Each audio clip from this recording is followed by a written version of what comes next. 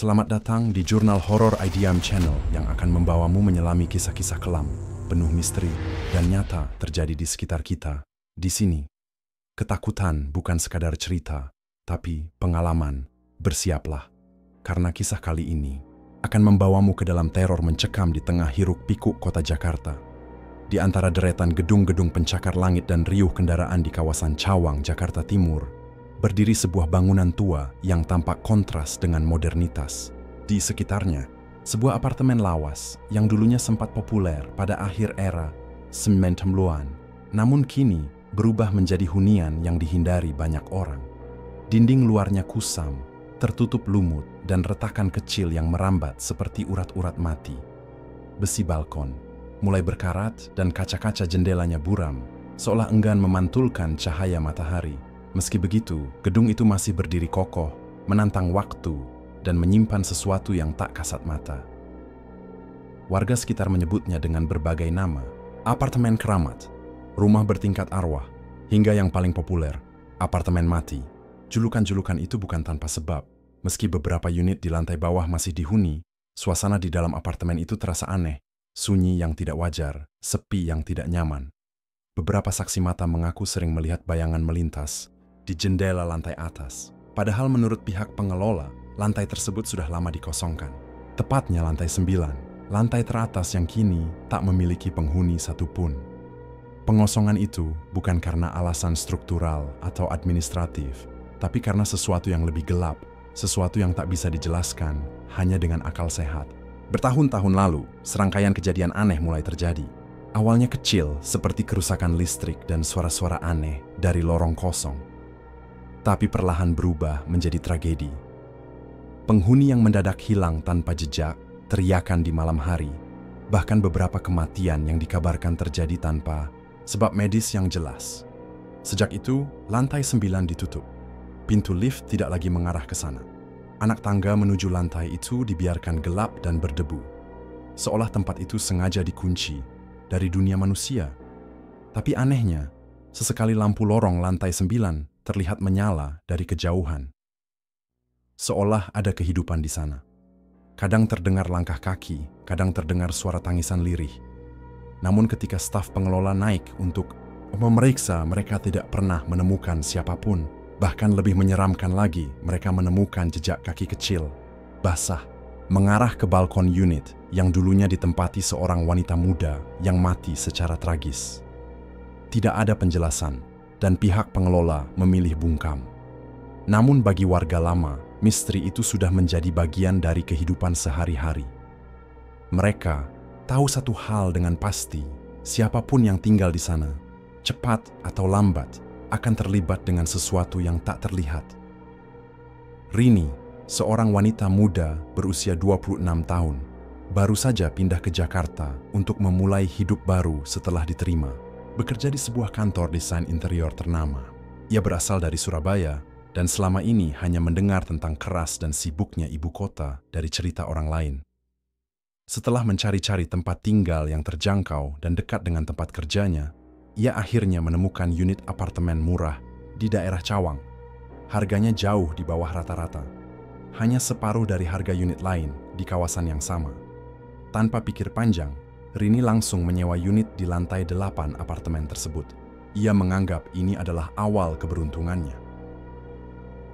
Ketika pertama kali melangkah ke dalam bangunan apartemen itu, Rini sudah merasakan ada sesuatu yang berbeda.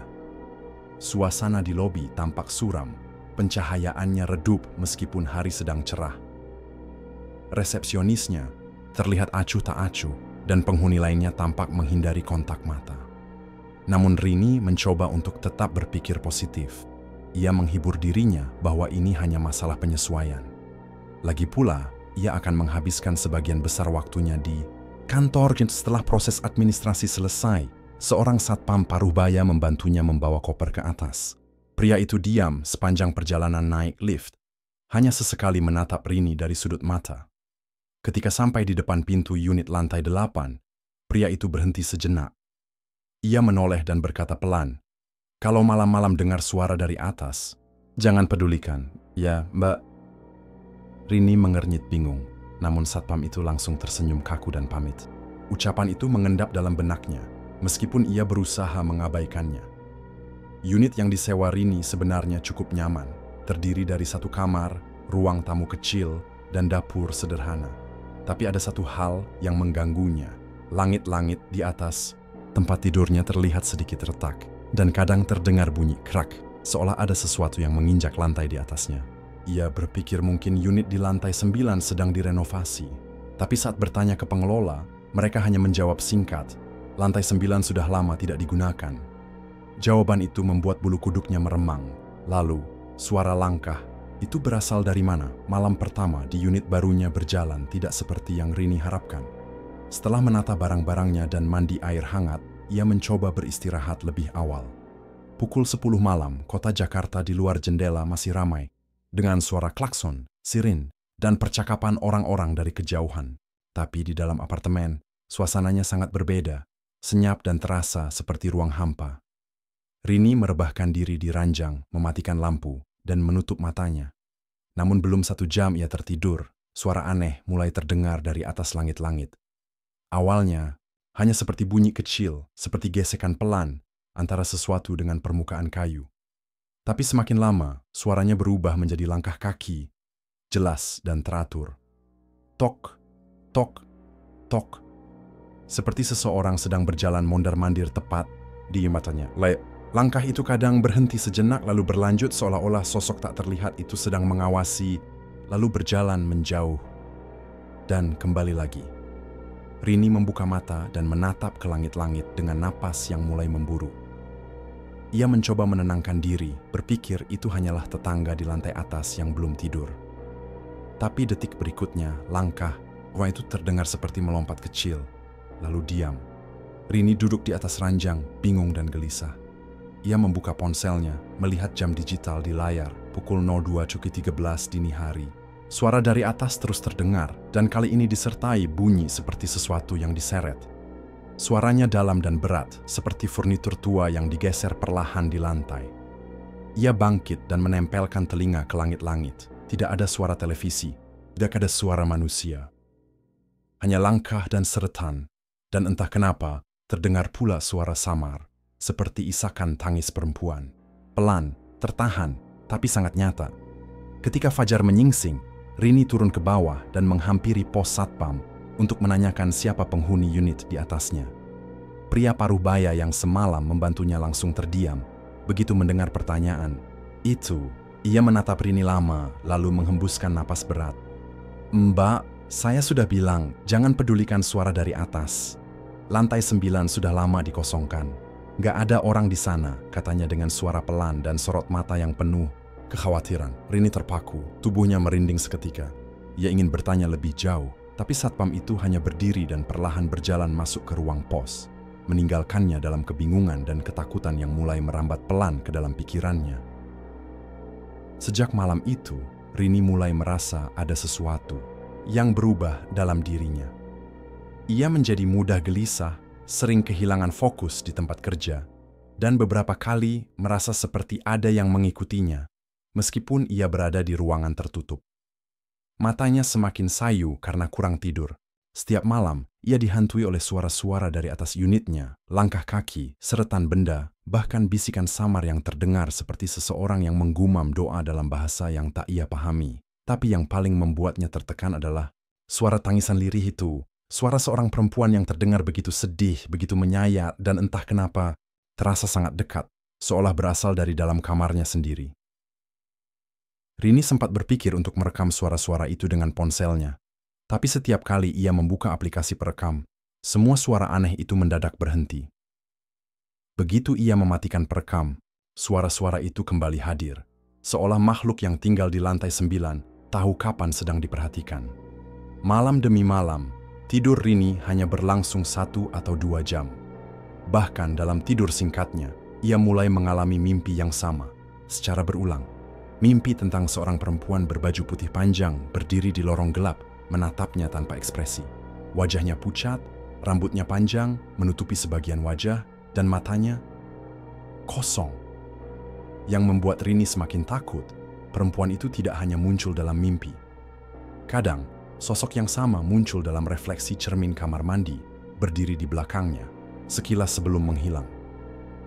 Pernah sekali, ketika ia sedang mencuci muka tengah malam, lampu kamar mandi mendadak padam.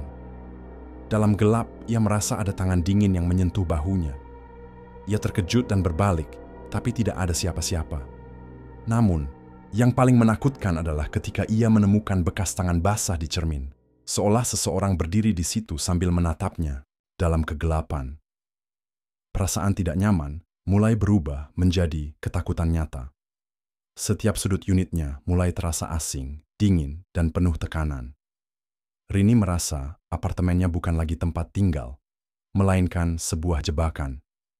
Sebuah ruang pengap yang perlahan menyedot kewarasannya. Ia mencoba bercerita pada rekan kantornya, tapi mereka hanya tertawa kecil, mengira Rini terlalu stres dengan pekerjaannya yang padat. Tidak ada yang benar-benar percaya, dan itu membuatnya semakin terisolasi. Hari demi hari berlalu, dan Rini mulai merasa bahwa waktu di apartemen itu tidak berjalan normal. Ada momen-momen ketika ia merasa telah menatap jam dinding selama 5 menit, tapi waktu di ponselnya menunjukkan sudah berlalu hampir 1 jam. Pernah suatu malam, ia menonton film untuk mengalihkan pikirannya dari suara-suara aneh. Film itu berdurasi 2 jam, namun ketika ia selesai dan melihat ke jam, waktu menunjukkan pukul 4 pagi. Padahal ia mulai menonton sekitar pukul 9 malam. Ia bingung, mencoba menenangkan diri dengan berpikir bahwa mungkin ia ketiduran sebentar. Tapi yang aneh, tubuhnya terasa segar, tidak seperti orang yang baru terbangun. Kehilangan waktu. Itu semakin sering terjadi. Bahkan saat mandi pun, ia merasa seperti menghilang untuk sementara. Ada satu kejadian yang membuatnya benar-benar terguncang. Malam itu, sekitar pukul 11, ia masuk ke kamar mandi hanya untuk mencuci muka dan gosok gigi. Tapi ketika ia keluar dari kamar mandi, suasana ruangan terasa berbeda. Udara jauh lebih dingin, dan layar ponselnya menunjukkan pukul 3 pagi. Bukan hanya waktu yang terasa aneh, benda-benda di dalam apartemennya pun mulai berubah tempat sendiri. Kursi yang ia letakkan di sudut ruang tamu, esok paginya pindah beberapa langkah dari posisi semula. Gelas yang ia cuci dan letakkan di rak dapur, tiba-tiba ditemukan di meja makan dengan sisa air di dalamnya. Pada awalnya Rini berpikir ia sedang mengalami gangguan tidur atau lupa akibat kelelahan. Tapi semua itu berubah menjadi lebih menyeramkan. Ketika ia bangun suatu pagi dan mendapati pintu unitnya tidak terkunci, lebih parah lagi, pintu terbuka sedikit, seolah seseorang telah masuk atau keluar tanpa sepengetahuannya. Ia mulai merasa bahwa ada sesuatu yang hidup bersama dengannya di dalam unit itu. Sesuatu yang tidak terlihat, namun memiliki kehendak. Suatu malam, ia bahkan merasa seperti tidak sendiri saat tidur. Kasur terasa tenggelam di salah satu sisi, seperti ada tubuh lain yang berbaring di sebelahnya. Ia menutup mata rapat-rapat dan menggenggam selimut sambil menggigil ketakutan, menunggu pagi datang, yang terasa semakin jauh. Rini mencoba untuk meninggalkan apartemen di akhir pekan dan menginap di rumah teman sekantor. Tapi malam itu pun ia tetap bermimpi tentang lorong gelap dan perempuan berbaju putih. Kali ini, dalam mimpinya, perempuan itu mendekat dan berbisik di telinganya.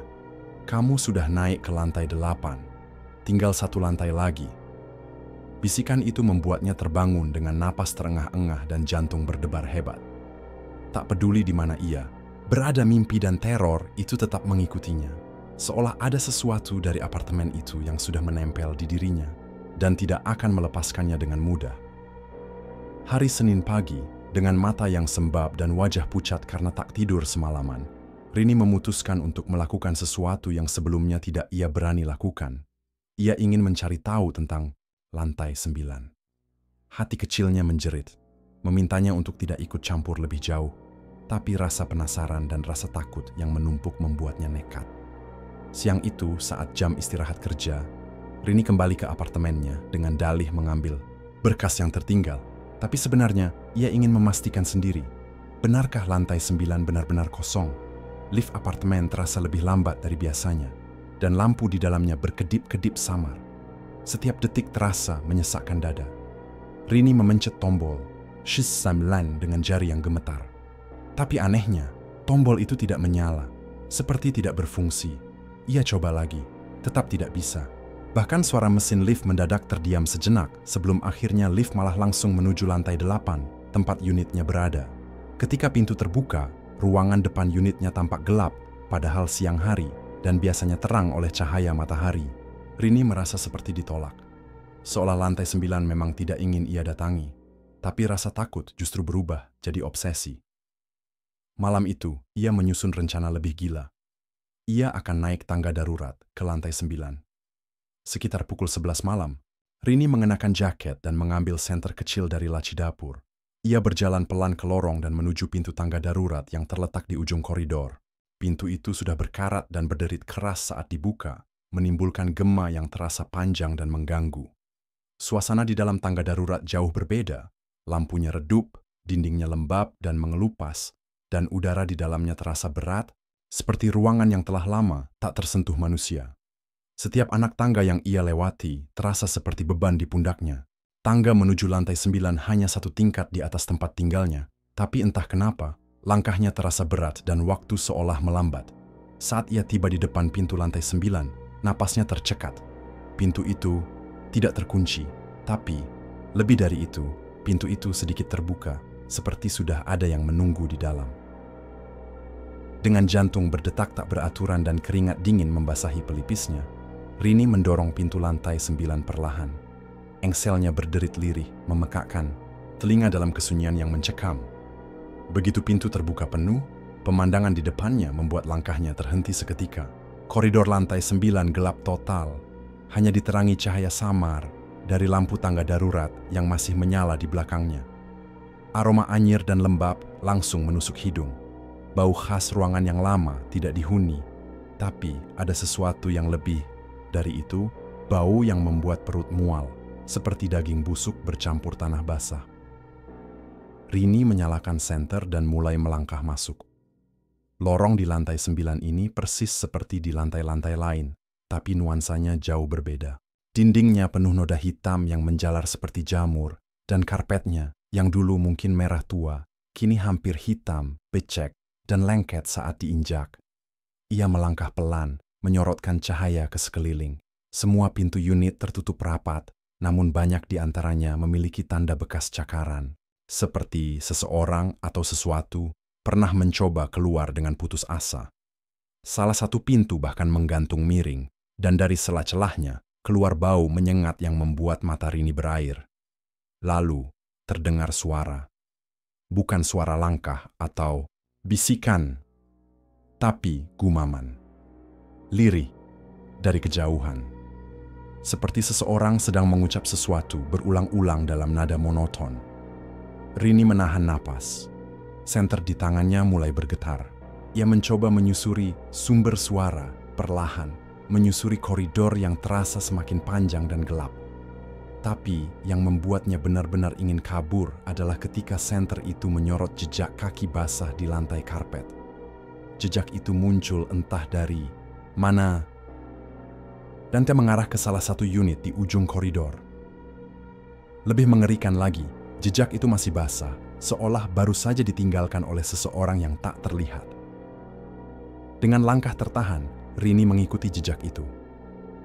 Pintu unit ujung koridor itu setengah terbuka.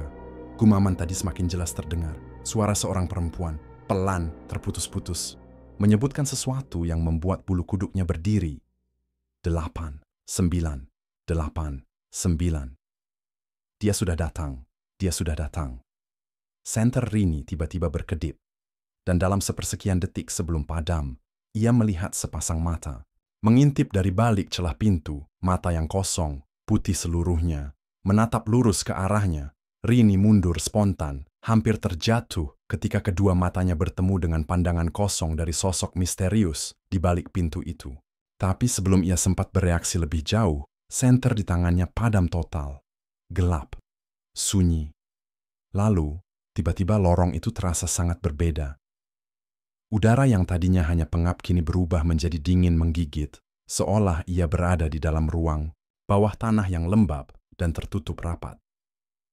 Rini berdiri membatu, hanya bisa mendengar napasnya sendiri yang memburu dan detak jantungnya yang menghentak seperti genderang perang. Lalu dari kejauhan, dari arah pintu yang tadi setengah terbuka, terdengar suara langkah kaki pelan, menyeret, seperti seseorang yang berjalan dengan kaki pincang mendekat perlahan. Rini tak berani bergerak.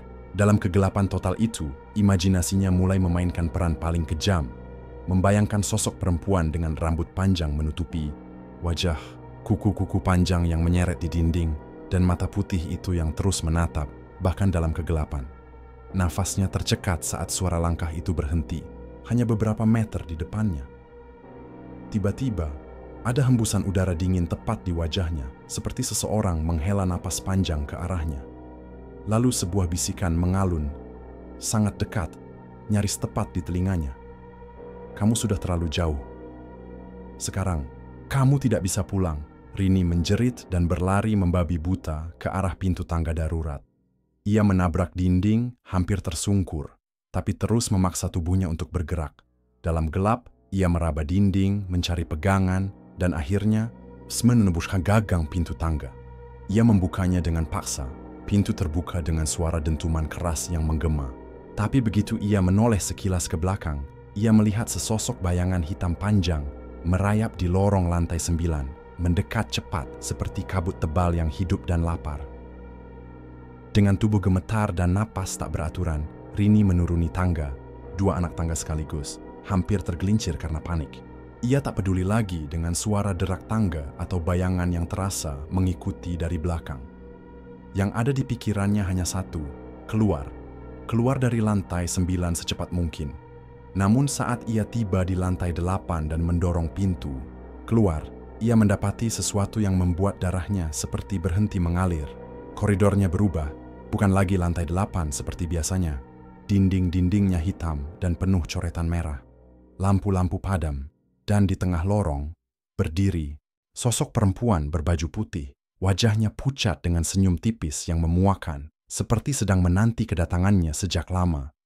Rini berdiri terpaku, tubuhnya membeku, tidak bisa bergerak meski otaknya berteriak agar ia segera lari. Perempuan berbaju putih itu tidak mendekat, hanya berdiri diam di tengah lorong, menatap Rini tanpa berkedip. Rambutnya tergerai menutupi sebagian wajahnya, namun dari celah itu terlihat kulit pucat seperti mayat dan senyum mengerikan yang memanjang hingga mendekati pipi.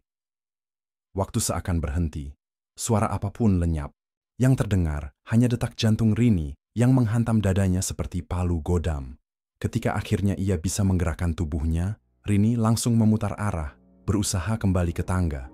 Tapi lorong yang tadi ia lewati sudah tak sama lagi. Dindingnya seolah berubah bentuk, bergelombang seperti daging hidup, dengan warna merah kehitaman dan napas berat yang entah dari mana datangnya. Setiap langkah yang ia ambil seolah tenggelam dalam karpet yang kini terasa seperti lumpur. Ia mulai panik. Menyentuh tembok hanya untuk merasakan tekstur basah, lengket, seperti menyentuh tubuh sesuatu yang masih hidup. Di belakangnya, suara, langkah mulai terdengar.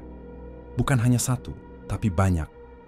Seperti seseorang atau banyak orang bergerak mendekatinya secara bersamaan dari segala arah. Rini memaksa dirinya untuk lari meski kakinya berat, mencoba membuka pintu manapun yang ia lewati. Tapi semua pintu terkunci. Gagang pintu terasa panas seperti dibakar. Nafasnya tercekat, matanya mengembun, dan tubuhnya mulai gemetar hebat. Di ujung lorong, ia melihat cahaya samar dari balik salah satu pintu unit. Ia segera berlari ke arah pintu bercahaya itu. Satu-satunya harapan untuk keluar dari mimpi buruk ini. Ketika sampai di sana, pintu terbuka perlahan dengan suara decit panjang. Rini mendorongnya masuk tanpa pikir panjang dan langsung menutupnya rapat. Ia bersandar di balik pintu, tubuhnya jatuh terduduk di lantai.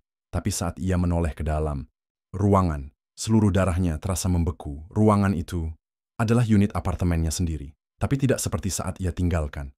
Segalanya lebih kotor, lebih gelap. Dindingnya penuh coretan, cermin di dinding retak membentuk pola seperti mata. Dan di tengah ruangan, menghadap ke arahnya, duduk seorang perempuan dalam posisi membelakangi. Rambutnya panjang menyentuh lantai. Ia duduk kaku seperti patung. Lalu perlahan perempuan itu menoleh. Bukan dengan memutar kepala, tapi memutar lehernya hingga 180 derajat, disertai bunyi retakan tulang yang menyiksa telinga. Wajah itu adalah wajahnya sendiri. Wajah itu yang identik dengan dirinya sendiri, menatap Rini dari balik kepala yang terpelintir. Kulit pucatnya merekah di bagian pipi, bibirnya sobek menyeringai lebar, dan matanya menonjol keluar, putih nyaris seluruhnya. Sosok itu tidak bergerak selain kepala yang kini perlahan-lahan kembali berputar ke posisi semula, menimbulkan bunyi, tulang bergeser yang membuat tubuh Rini terasa seperti dihimpit batu. Ia ingin menjerit, tapi tenggorokannya terkunci, lidahnya keluh. Suara tak keluar meski mulutnya terbuka lebar. Tiba-tiba lampu ruangan menyala sendiri. Bukan cahaya terang, melainkan redup kekuningan seperti lampu minyak tua. Cahaya itu justru membuat semuanya terlihat lebih menyeramkan. Di dinding unit apartemennya sendiri, terpampang lusinan foto-foto dirinya, semua dalam posisi tidur, mandi, atau berdiri mematung. Beberapa dari foto itu terlihat sangat baru, bahkan memperlihatkan baju yang ia kenakan hari ini. Siapa yang mengambil semua ini, dan kapan?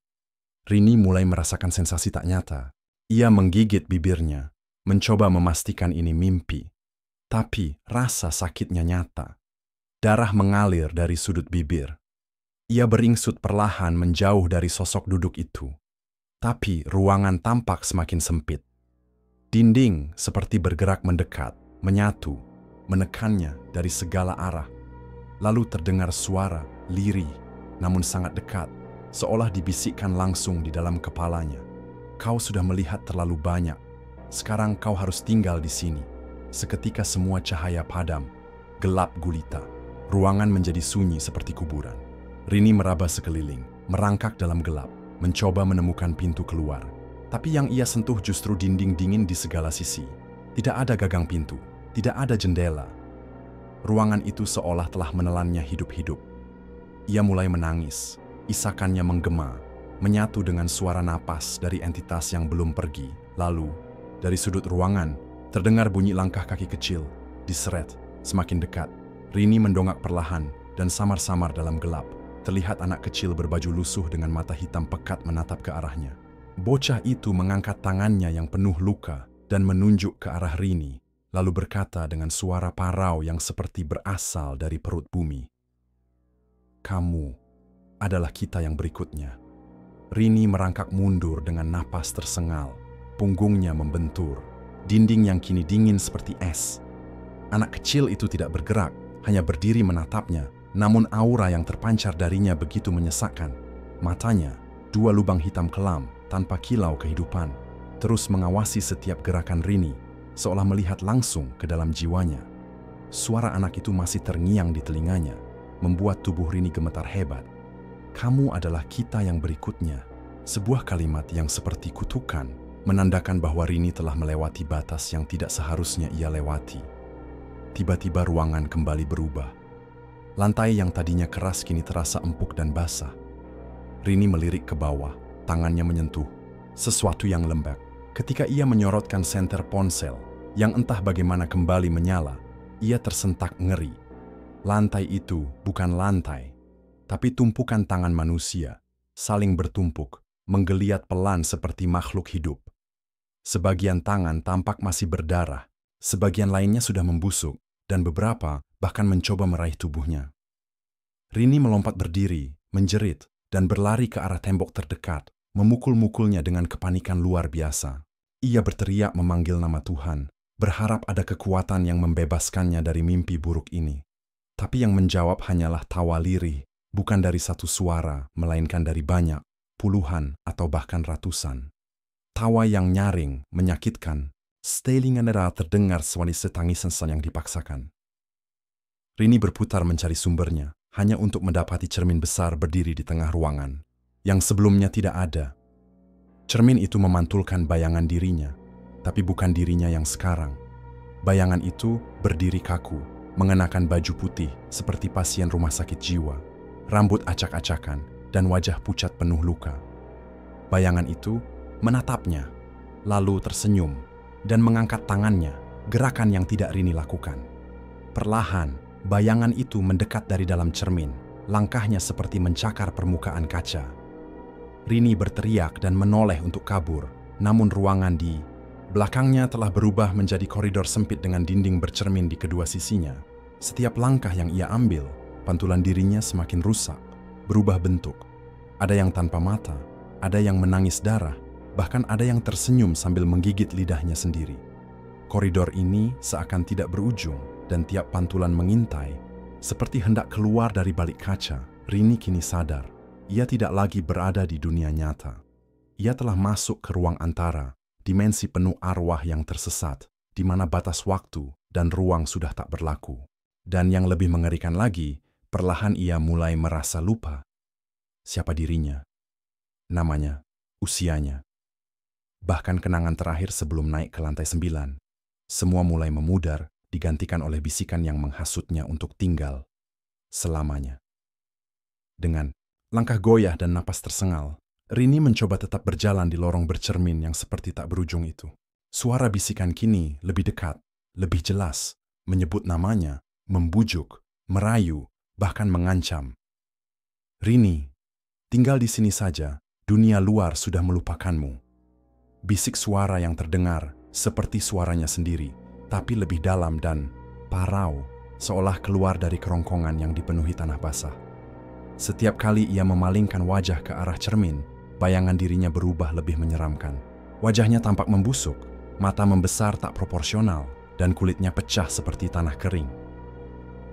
Bahkan ada satu pantulan yang tiba-tiba menempel di kaca dari dalam, menatap langsung ke matanya sambil menirukan setiap gerakannya dengan jeda aneh, lalu perlahan menjulurkan lidah panjang ke arah permukaan cermin hingga terdengar suara lengket menjijikkan. Rini tak tahan lagi. Ia menutup mata, berlari sekuat tenaga sambil menjerit, berharap menemukan jalan keluar. Namun langkah kakinya malah menghantarkannya pada ruangan baru. Sebuah aula gelap dan kosong, diterangi lilin-lilin merah yang menyala seperti darah membara. Di tengah aula itu, ada lingkaran ritual dengan simbol-simbol kuno tertulis menggunakan darah kering. Dan di sekeliling lingkaran berdiri sosok-sosok tinggi kurus berjubah hitam. Wajah mereka tertutup kain, dan tubuh mereka tak menyentuh lantai.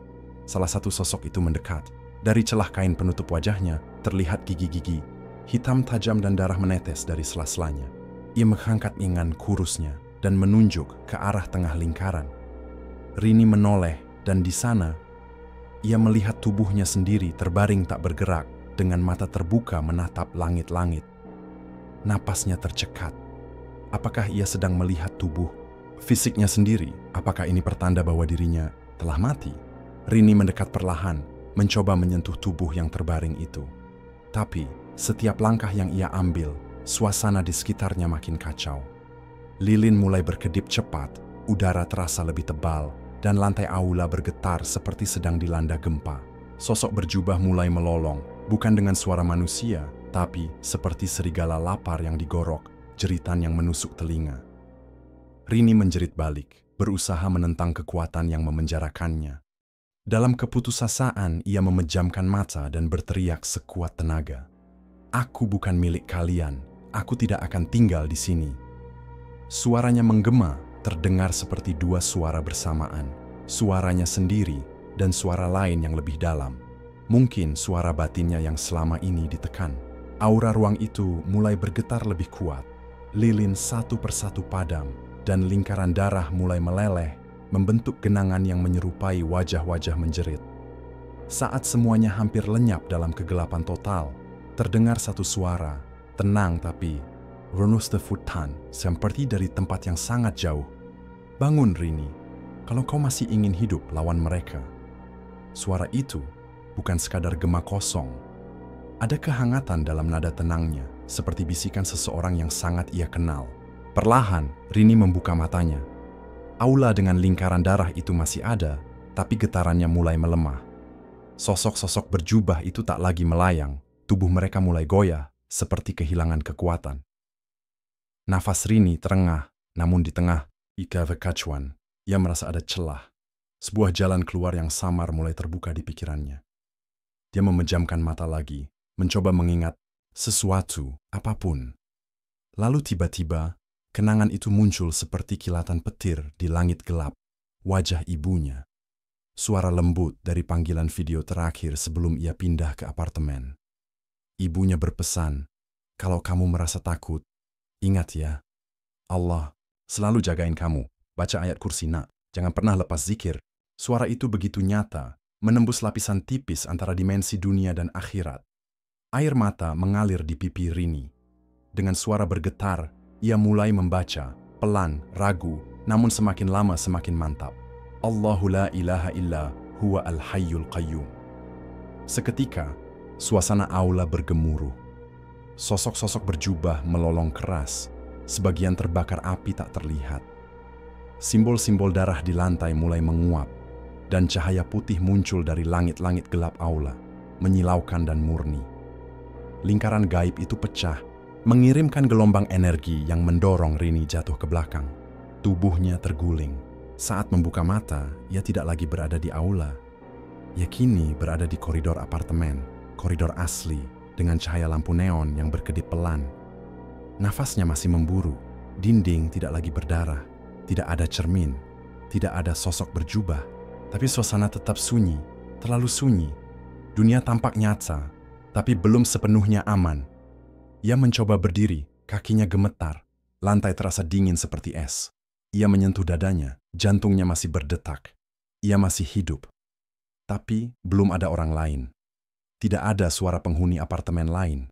Seakan dunia yang ia masuki kini adalah salinan dari realitas, tapi kosong. Hamba seperti lorong dunia antara. Namun kali ini Rini tidak takut. Ia sadar, kunci untuk keluar bukan hanya keberanian, tapi kesadaran akan jati dirinya. Ia menatap lurus ke ujung lorong, dan perlahan mulai melangkah lagi, lebih kuat dari sebelumnya. Di tangannya, ia masih menggenggam ponsel. Layarnya retak, tapi menyala. Ada satu pesan masuk. Satu kalimat, tanpa nama pengirim. Kau belum kembali. Sepenuhnya, tapi jalan itu sudah terbuka. Lorong apartemen yang tampak normal, itu sebenarnya bukanlah tempat yang ia kenal. Semuanya terasa seperti tiruan yang buruk. Dinding bercat putih, tampak pudar dan berjamur. Cahaya neon berkedip aneh, seperti napas terakhir lampu yang sekarat. Lantai keramik mengeluarkan suara gemeretak setiap kali Rini melangkah, seolah di bawahnya ada sesuatu atau seseorang yang bergerak. Aroma tajam seperti bunga melati busuk memenuhi udara, bau khas yang menguar dari tempat kematian lama. Rini menatap sekeliling dengan penuh waspada. Setiap pintu unit apartemen tertutup rapat, namun dari balik celah-celahnya terdengar bisikan, tangisan, bahkan suara-suara langkah tergesa. Pintu dengan nomor 09, tempat awal segala teror ini, kini terbuka sedikit, menganga seperti mulut yang hendak menelan, tapi bukan ke situ Rini menuju. Dia mengikuti arah pesan misterius di ponselnya, yang kini menunjukkan panah aneh berwarna merah, ikon yang tidak pernah ada di aplikasinya sebelumnya. Langkahnya membawanya ke sebuah tangga darurat. Di ujung lorong, pintu besi berat itu terbuka sendiri, menjerit nyaring saat berputar. Tangga itu tidak menurun, melainkan menanjak. Naik ke lantai yang tak seharusnya ada, lantai 10. Setahunya, apartemen ini hanya punya 9 lantai. Tapi entah bagaimana, tangga itu seolah memanjang ke atas, tanpa batas. Dindingnya gelap, hanya diterangi cahaya redup dari lampu gantung tua yang bergoyang perlahan, seperti dihembus angin tak kasat mata. Dengan jantung berdebar, Rini mulai menaiki satu persatu anak tangga. Setiap langkah seperti menarik ingatannya, mundur ke masa lalu. Ia melihat kilasan kejadian masa kecilnya. Ibunya yang sering sakit-sakitan, ayahnya yang pergi tanpa pamit, dan dirinya, kecil, kesepian, berdoa malam-malam di sudut kamar.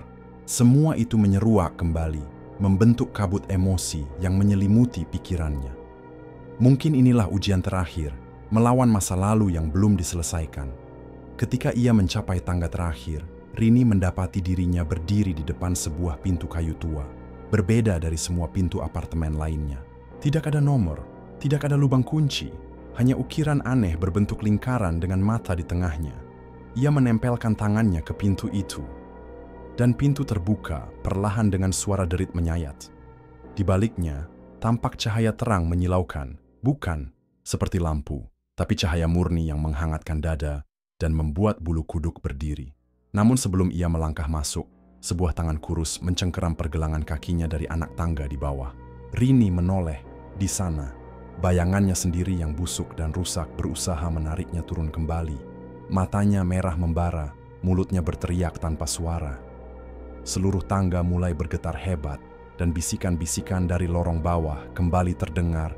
Kali ini seperti ribuan suara memanggil namanya secara bersamaan. Rini menatap ke dalam cahaya itu, lalu ke sosok rusaknya yang terus menarik. Ia sadar, keputusan ada di tangannya. Tinggal selangkah lagi menuju kebebasan, atau tenggelam kembali ke jurang dimensi penuh kutukan. Tangannya gemetar, jantungnya berdentam seperti genderang perang. Dan dengan satu teriakan yang penuh keyakinan, ia mengangkat kakinya dan melangkah ke dalam cahaya, membiarkan semuanya terbakar di belakangnya. Saat kakinya menginjak lantai ruang bercahaya itu, dunia seolah berhenti berputar. Tidak ada suara, tidak ada angin, tidak ada gravitasi. Rini merasa tubuhnya melayang, ringan seperti kapas. Cahaya di sekelilingnya tidak menyilaukan, tapi hangat. Seolah dipeluk oleh kasih sayang yang telah lama hilang.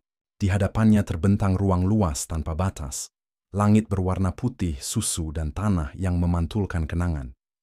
Setiap langkah yang ia ambil memperlihatkan fragmen hidupnya di udara. Tawa kecil di masa TK, malam-malam menangis di kamar kontrakan, pelukan ibunya saat sakit.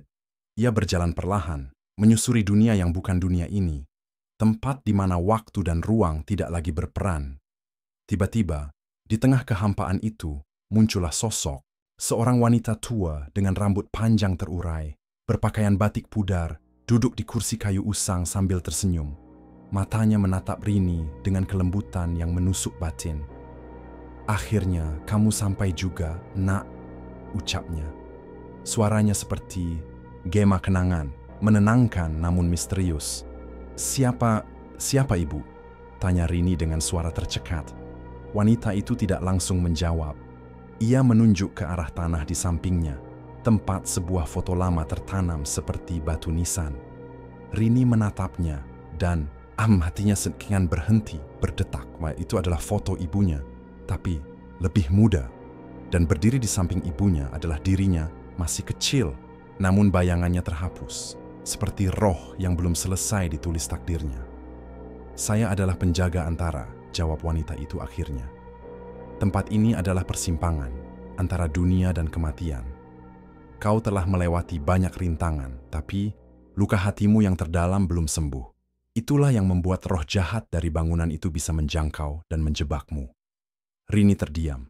Semua kilasan mimpi buruk, jeritan, dan sosok mengerikan yang memburunya di apartemen kini mulai masuk akal. Ia bukan hanya terjebak karena tempatnya terkutuk, tapi karena jiwanya retak dan penuh ketakutan. Trauma masa kecil, rasa bersalah meninggalkan ibunya sendirian, dan kehilangan arah hidup. Semua itu membentuk celah yang dimanfaatkan kekuatan gelap untuk menariknya masuk. Lalu, "Kapan aku bisa pulang?" tanyanya perlahan. Wanita itu mengangguk. "Bisa, tapi bukan dengan kekuatanmu sendiri. Kau harus memaafkan, bukan orang lain, tapi dirimu sendiri." Wanita itu berdiri perlahan, berjalan mendekat, dan menyentuh dada. "Rini, buka pintu itu. Yang kau kunci bertahun-tahun. Maka tubuhmu akan menemukan jalan pulang." Tiba-tiba, dari kejauhan terdengar suara detak jam berdentang keras. Ruang bercahaya itu mulai retak seperti cermin pecah. Cahaya berubah menjadi serpihan, dan tanah di bawah kakinya mulai menghilang. Wanita tua itu tersenyum tenang, dan perlahan lenyap bersama serpihan cahaya. Rini berdiri sendiri, di tengah kehampaan, dengan satu keputusan tersisa, berdamai atau hilang selamanya. Kesendirian dalam kehampaan itu terasa berbeda. Bukan lagi menakutkan, tapi sunyi yang memaksa seseorang untuk menengok ke dalam dirinya sendiri. Rini berdiri diam, tubuhnya seolah membatu di tengah ruang kosong yang kini mulai gelap perlahan. Tak ada lagi bayangan atau cahaya, hanya dirinya dan gema pikirannya sendiri. Dan di dalam hening itu, luka-luka lama mulai membuka diri, satu persatu, seperti luka yang tak pernah benar-benar sembuh. Ia melihat dirinya kecil, meringkuk di bawah meja, telinga ditutup rapat saat ayahnya membentak ibunya. Ia mendengar suara, tangisan ibunya setiap malam saat berpura-pura sudah tidur. Ia merasakan kembali betapa rapuhnya hatinya saat ibunya berkata, "Gak apa-apa, nak, kita kuat, ya."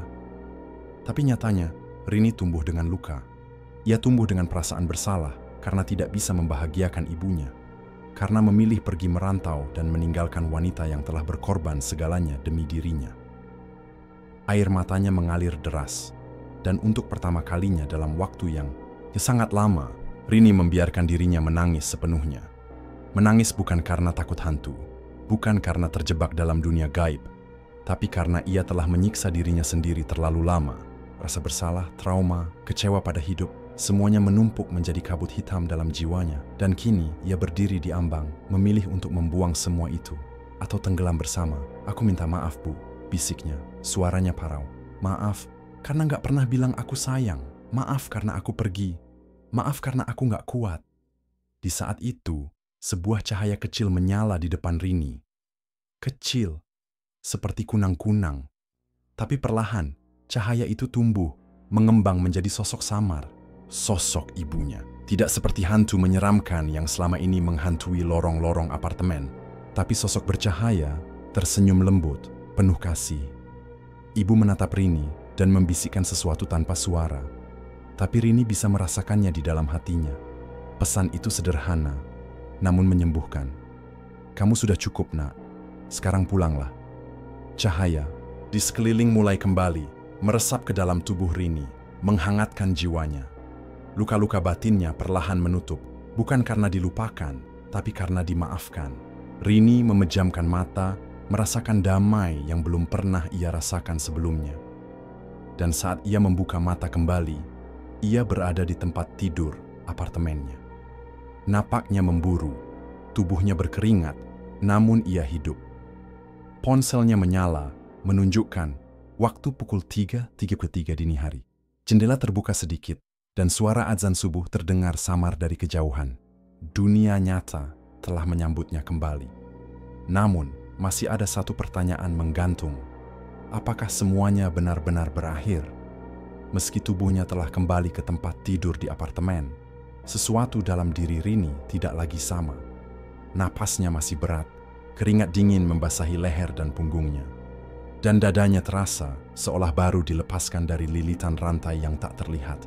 Ia mencoba duduk, menatap sekeliling kamar yang kini terasa asing. Padahal ini tempat yang sama, dengan lampu neon remang di langit-langit, dan suara lalu lintas samar dari luar jendela. Tapi semuanya terlalu sunyi. Jam digital di meja kecil menunjukkan pukul 3:33, angka yang terus berulang sejak awal kejadian. Ia memicingkan mata. Ponselnya yang semula mati kini menyala, namun layarnya berkedip aneh. Bukan notifikasi seperti biasa, melainkan layar hitam dengan satu kalimat dalam huruf merah menyala. "Sudah bangun? Kami masih di sini." Jantung Rini mencelos. Ia menjatuhkan ponselnya tanpa sadar, dan saat benda itu menyentuh lantai, layarnya kembali normal. Tidak ada pesan, tidak ada tanda-tanda gangguan, tapi firasat buruk mulai merayap naik seperti semut yang menyusuri tulang belakangnya. Ia berdiri pelan, berjalan ke cermin di dekat lemari, dan di sanalah kengerian nyata menantinya. Bayangannya tidak mengikuti gerakannya. Tubuh Rini kaku. Ia mengangkat tangan kanan, bayangannya mengangkat tangan kiri. Ia mengedipkan mata, bayangan di cermin menatap balik tanpa berkedip. Wajahnya sendiri, namun lebih pucat, lebih kosong. Dengan senyum samar yang mengerikan perlahan terbentuk di bibirnya, Rini mundur selangkah, namun bayangan itu tidak bergerak. Ia tidak lagi melihat dirinya sendiri, melainkan sesuatu yang mengambil rupa dirinya. Cahaya kamar tiba-tiba meredup. Angin dingin masuk dari jendela yang tadinya hanya terbuka sedikit. Kini menganga lebar, tirai berkibar liar seperti tangan yang melambai. Rini berbalik dan melihat keluar, dan di gedung seberang, tepat di jendela lantai 9, sosok tinggi berjubah hitam berdiri mematung, menatap ke arahnya, tubuhnya menggigil. Ia menutup jendela cepat-cepat dan menarik tirai rapat, lalu berbalik kembali ke cermin. Bayangan itu sudah tidak ada, tapi di permukaan kaca, tertulis embun membentuk kalimat yang membuat napasnya tercekat. "Selamat datang kembali, Rini. Tapi kau bukan sendiri." Tiba-tiba, dari dalam lemari, terdengar suara ketukan. 3 kali. Pelan, tapi dalam. Suara yang sama seperti malam pertama ia masuk apartemen ini. Rini menelan ludahnya. Dunia nyata, pikirnya, mungkin bukan tempat yang aman seperti dulu.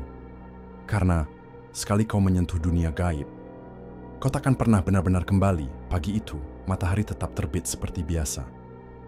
Burung-burung masih berkicau di kejauhan, suara klakson mobil mulai terdengar di jalanan bawah. Tapi bagi Rini, semuanya terasa palsu. Seolah dunia ini hanya tirai tipis yang menutupi sesuatu yang lebih kelam di baliknya. Ia menghabiskan waktu berjam-jam di kamar, tidak berani menyentuh cermin, tidak berani membuka lemari, dan terutama, tidak berani menyentuh ponselnya yang masih tergeletak di lantai. Tapi ketika siang menjelang, rasa penasaran mengalahkan rasa takut. Ia harus tahu, harus mencari tahu apa sebenarnya yang terjadi di apartemen ini. Ia mulai mencari informasi, awalnya dari Google, lalu ke forum-forum diskusi tentang hal mistis. Tak butuh waktu lama sampai ia menemukan utas lama di Reddit berjudul Pengalaman Gaib di Apartemen Tua Cawang. Isinya penuh cerita dari orang-orang yang pernah tinggal di sana. Semuanya mirip. Suara ketukan tengah malam, bayangan di cermin, hingga mimpi aneh yang terasa nyata. Tapi satu postingan membuat jantung Rini serasa berhenti. Itu ditulis oleh akun anonim 3 tahun lalu. Aku tinggal di unit 906. Banyak yang bilang kosong, tapi aku tahu ada yang tinggal di balik dinding. Suara-suara. Tawa lirih. Dan yang paling menyeramkan, cerminku tidak pernah memantulkan wajahku dengan benar. Kalau kau membaca ini dan mengalami hal yang sama, pergi. Sekarang, unit 906. Itulah unit tempat Rini tinggal sekarang. Tangannya gemetar saat men-scroll lebih jauh. Komentar-komentar di bawahnya menguatkan dugaan bahwa unit tersebut memang punya sejarah kelam. Konon pernah dihuni oleh seorang wanita yang mengalami gangguan jiwa berat dan akhirnya mengakhiri hidupnya tepat di depan cermin. Setelah kejadian itu, unit tersebut beberapa kali direnovasi, namun penyewa berikutnya selalu keluar dalam waktu kurang dari 2 bulan. Sampai akhirnya, unit itu diumumkan kosong secara administratif, tapi tetap disewakan secara tidak resmi. Rini menyandarkan tubuh ke kursi, kepalanya berdenyut hebat. Jadi selama ini Akin tinggal di tempat kematian, dan bukan sembarang kematian, tapi yang penuh dendam dan jiwa yang terikat. Mungkin roh wanita itu belum tenang, mungkin roh itu tidak ingin ditinggalkan sendirian, dan yang paling mengerikan dari semua itu adalah mungkin roh itu kini telah memilih Rini sebagai penerusnya. Detik itu juga, lampu kamar tiba-tiba padam, listrik mati, tapi AC masih menyala. Dan di bawah suara embusannya terdengar jelas, suara tawa pelan, tawa seorang wanita dari dalam cermin. Malam itu, Rini memutuskan untuk melakukan sesuatu yang tidak pernah ia bayangkan sebelumnya, ritual pelepasan roh. Ia telah menghubungi seorang spiritualis dari forum daring yang memberi instruksi sederhana namun jelas. Siapkan cermin, sebatang lilin putih, segelas air bersih, dan foto dirinya sendiri. Ia harus menghadap cermin, menyalakan lilin, dan membaca mantra pelepasan dengan suara lantang. Ritual itu bukan sekadar pengusiran, tapi pemutusan ikatan jiwa antara dirinya dan entitas yang selama ini menempel padanya. Dengan jantung berdebar dan tangan gemetar, Rini menyiapkan semuanya di ruang tengah. Ia menyalakan lilin dan duduk bersila di depan cermin besar. Cermin yang sama tempat ia melihat senyuman menyeramkan bayangannya. Nyala lilin memantulkan bayangan Rini dengan tenang, tapi udara di sekitarnya terasa dingin. Seperti suhu tiba-tiba turun beberapa derajat. Ia mulai membaca mantra dengan suara rendah, gugup tapi mantap. Kalimat demi kalimat dalam bahasa Jawa kuno mengalir dari mulutnya. Namun, belum sampai pada akhir mantra, lilin tiba-tiba padam ditiup angin yang entah datang dari mana. Cermin di depannya berembun dengan cepat, dan perlahan, tulisan kembali, "Ame muncul, jangan pergi, kau sudah jadi bagian dari kami." Rini mundur merangkak, napasnya memburu, tapi tiba-tiba bayangan dari cermin keluar perlahan, seperti kabut yang menembus kaca. Sosok perempuan berambut panjang, mata hitam kelam, mengenakan gaun rumah compang-camping, muncul dalam wujud nyata. Wajahnya menunduk, rambut menutupi wajahnya, dan suaranya serak mengucapkan, "Kau yang membuka pintu ini, maka kau juga yang harus menutupnya." Ruangan bergetar. Foto Rini yang diletakkan di depan cermin terbakar dengan sendirinya. Lilin menyala kembali tanpa sentuhan apapun, kali ini dengan api berwarna biru. Gelas air pecah tiba-tiba, serpihannya memantul ke lantai. Entitas itu mendekat, langkahnya pelan namun mantap. Rini berteriak, mencoba membaca kembali mantra dengan lebih keras. Namun suara dari entitas itu menggelegar menimpali. Mantra tidak akan bisa menyelamatkanmu. Kalau kau sendiri tidak ikhlas melepaskan dirimu. Rini terdiam. Di titik itu, ia sadar, kunci utama bukan pada mantra atau ritual, tapi pada penerimaan dan keberanian. Dengan seluruh tenaga, ia berdiri menatap entitas itu dan berkata, "Aku tidak takut lagi. Aku tahu ini bukan salahku. Tapi aku tak akan menyerahkan hidupku padamu. Pergilah, aku memutus rantai ini." Sekarang juga, cermin pecah dengan suara ledakan keras. Angin berputar kencang, membuat tirai beterbangan, dan seluruh lampu meledak satu persatu. Sosok gaib itu menjerit, suara yang membuat gendang telinga terasa seperti akan pecah. Lalu, menghilang dalam ledakan cahaya putih yang menyilaukan. Lalu, semuanya hening, gelap, tapi damai. Sejak malam itu, Rini meninggalkan apartemen Cawang untuk selamanya. Ia tak menoleh lagi saat turun dari gedung, hanya membawa satu koper kecil dan doa yang berulang-ulang ia ucapkan dalam hati. Ia tidak pernah kembali, bahkan enggan melewati kawasan itu. Beberapa minggu kemudian, ia pindah ke kota lain, memulai hidup baru, dan berusaha melupakan segalanya. Tapi malam-malamnya tidak selalu tenang. Kadang, saat hendak tidur, ia masih mendengar ketukan samar di dinding. Kadang, ia melihat bayangannya di cermin bergerak sedetik lebih lambat dari tubuhnya sendiri. Dan entah kebetulan atau tidak, jam digital di kamar barunya terhenti di pukul 3.33 setiap malam.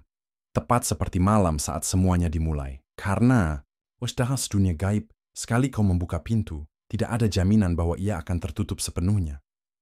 Kadang, pintu itu tetap terbuka. Sedikit saja, cukup untuk sesuatu menyelinap keluar atau memang sekembali. Terima kasih telah mendengarkan cerita ini. Jangan lupa, selalu waspada dengan cermin di kamar Anda, karena bisa jadi yang Anda lihat bukanlah diri Anda sendiri. Sampai jumpa di cerita selanjutnya, hanya di Jurnal Horor ID.